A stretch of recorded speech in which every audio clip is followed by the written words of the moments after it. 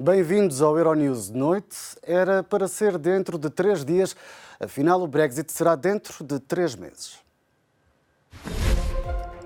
A expressão é adiamento flexível, sendo que Londres pode sair a qualquer momento. O Parlamento britânico já rejeitou esta noite o cenário de eleições antecipadas. Numa altura em que se anuncia a morte de al-Baghdadi, a Euronews mostra histórias de famílias que continuam à procura daqueles que foram lutar pelo Estado Islâmico.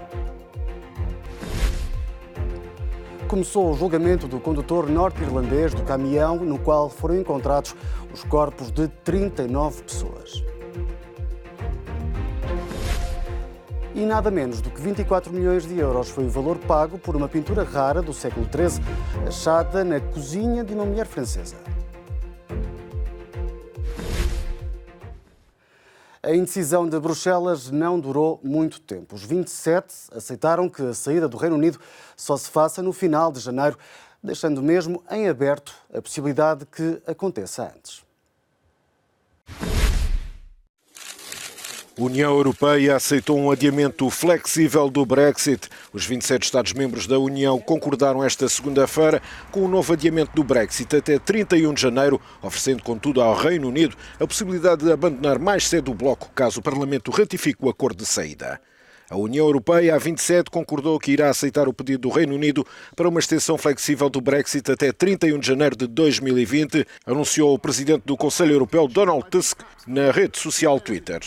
O próximo passo, de acordo com fontes europeias, é solicitar a concordância formal de Londres, de modo a que o presidente do Conselho possa lançar o procedimento escrito junto dos 27 com um prazo limite de 24 horas. A França era o único parceiro europeu a colocar entraves a um novo adiamento do Brexit, mas Emmanuel Macron acabou por ceder, como nos explica o editor de política da Euronews, Darren McCaffrey. França dizia que qualquer extensão neste processo do Brexit iria requerer mudanças significativas em Westminster, um grande evento político, umas eleições, por exemplo. Acredito que isso faça parte da narrativa e das explicações para que França esteja mais aberta a uma extensão do prazo do Brexit até ao final de janeiro do próximo ano. Mas também é preciso dizer que Paris esteve sob muita pressão por parte de outros parceiros europeus, de Berlim a Dublin, para que apoiasse este adiamento do Brexit. Mas é fundamental dizer que esta extensão é flexível, como sempre foi dito. Ou seja, se o Reino Unido aprovar o acordo de retirada tal como fez o Parlamento Europeu, o Brexit pode ser antecipado e pode acontecer no início de dezembro ou no início do próximo ano.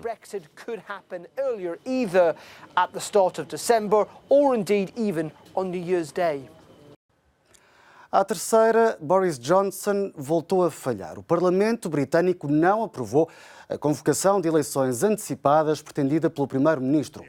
Recordamos que era necessário o voto favorável de 2/3 do Parlamento para o avanço da disposição e a direção trabalhista tinha anunciado desde logo a abstenção. No entanto, Johnson não fica por aqui e ainda vai voltar com a mesma proposta. Em setembro houve já 2 votos na Câmara dos Comuns pelo mesmo motivo, mas os sumos foram justificados com a necessidade de garantir uma saída da União Europeia com um acordo estabelecido.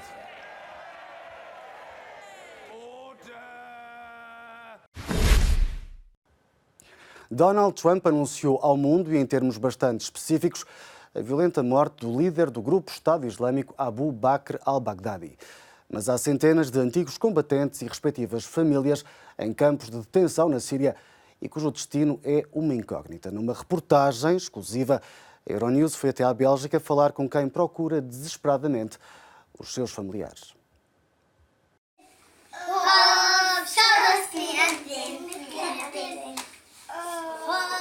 Estes são os 4 netos de Fatiha. Viviam num campo de detenção no nordeste da Síria, mas desapareceram depois do campo ter sido evacuado. A avó, que vive na Bélgica, não desiste de os procurar. Tudo o que sei é que eles estão algures no deserto, 9 mulheres e 26 crianças, todos de origem europeia. Os filhos, o genro e a nora de Fatiha partiram para a Síria em 2013. Um ano depois, os 2 homens morreram. As viúvas e os netos continuaram no país. Euronews conheceu a família de Fatiha no campo de Aynissa, semanas antes da operação militar da Turquia, que obrigou ao desmantelamento de pelo menos uma das instalações do centro de detenção, onde estavam milhares de famílias do Estado Islâmico. Sou uma cidadã belga. Os meus filhos também são belgas. Eles têm o direito de estar na Bélgica.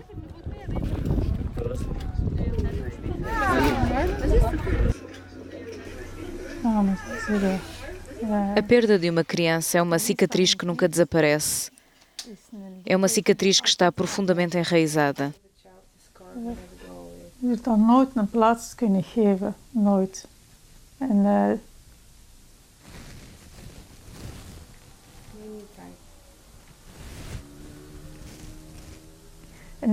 Não quero que a minha filha, a minha nora e os meus netos também morram no deserto. Não posso continuar com essa dor. Fatiha não está sozinha. Em toda a Europa, centenas de famílias perderam os filhos para um mundo de ideias radicais. Agora estão a lutar para recuperar as crianças que consideram ser as principais vítimas dos horrores cometidos na Europa pelo Estado Islâmico.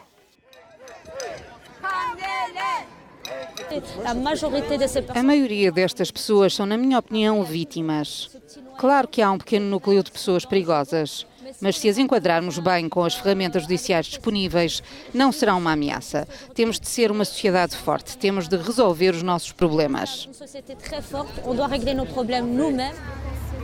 Em junho, o governo belga trouxe de volta 6 crianças não acompanhadas, mas tudo indica que ainda ficaram na Síria cerca de 69 crianças.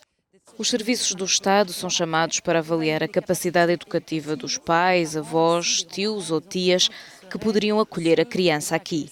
Durante o tempo em que a investigação é realizada, as crianças são colocadas em serviços psiquiátricos especializados para crianças durante um mês. Este tempo no hospital permite realizar múltiplas avaliações.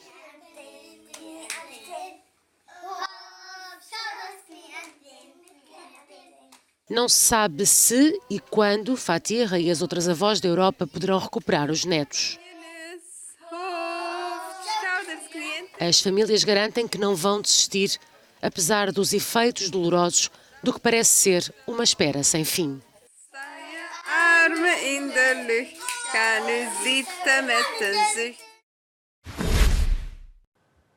Um tribunal britânico deu início ao julgamento do condutor do caminhão no qual foram encontrados 39 cadáveres. Maurice Robinson é suspeito de pertencer a uma rede global de tráfico humano. O condutor de pesados responsável pela morte de 39 migrantes ilegais na semana passada no Reino Unido começou esta segunda-feira a ser julgado. Maurice Robinson confirmou o nome e morada através de uma ligação vídeo a partir da prisão de Chelmsford, onde se encontra detido. Robinson enfrenta acusações de homicídio involuntário, conspiração para traficar pessoas e lavagem de dinheiro. A descoberta de 39 cadáveres no interior de um caminhão frigorífico no leste de Londres revelou os horrores do tráfico humano. A milhares de quilómetros de distância, no Vietnã, onde teria começado a viagem dos migrantes, as famílias organizaram vigílias, na esperança de que os seus familiares não se encontrem entre as vítimas. É assustador. Não sabia nada sobre a forma de transporte. Se soubesse, nunca o teria deixado partir. Mas aqui não há nada. Não há emprego. A vida é dura. Foi por isso que tive de o deixar partir à procura de uma vida melhor.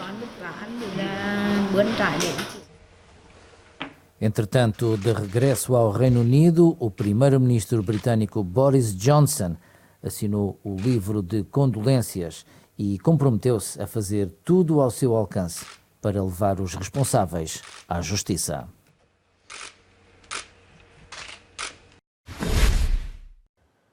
Alberto Fernández conquistou a presidência na Argentina.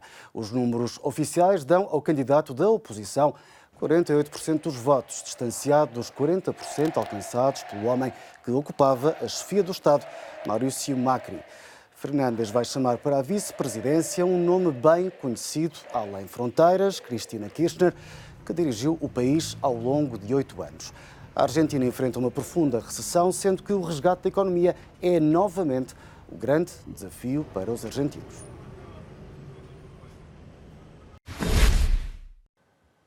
Aparentemente era apenas mais uma pintura que decorava a porta de uma cozinha no norte de França. Na verdade, a proprietária acabou de ficar milionária porque o quadro, da autoria de Cimabue, foi vendido por 24 milhões de euros. 24 milhões de euros. Foi o valor pago por uma obra-prima encontrada numa cozinha. A pintura a óleo do artista italiano do século XIII, Cimabue, conhecida como o Escárnio de Cristo, mede 25 por 20 centímetros. A proprietária ignorava o valor da obra e o seu autor, até que em junho foi aconselhada a levar o quadro a ser avaliado por especialistas. Foi a venda de todas as possibilidades, com um pintor imenso, o Cimabue, e uma obra de arte única. Não há outras. Todos os que queriam uma pintura de Cimabue estavam dispostos a tudo. A nossa estimativa sabia que havia um grande potencial. Chegar aos 10, 12 milhões já nos deixava imensamente felizes.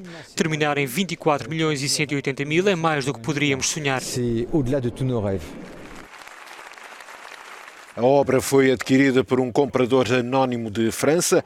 De acordo com especialistas, a pintura pode fazer parte de um díptico que Cimabue terá pintado com 8 painéis a representar cenas da Paixão de Cristo e de qual são conhecidos 2 painéis expostos na Frick Collection, em Nova Iorque, e na National Gallery, em Londres. Muitos consideram que Cimabue lançou as bases do Renascimento ao quebrar com o estilo bizantino da Idade Média. Foi um dos primeiros a incorporar elementos de movimento e perspectiva nas obras.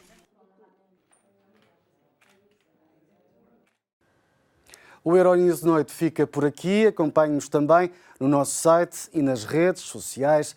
Até amanhã.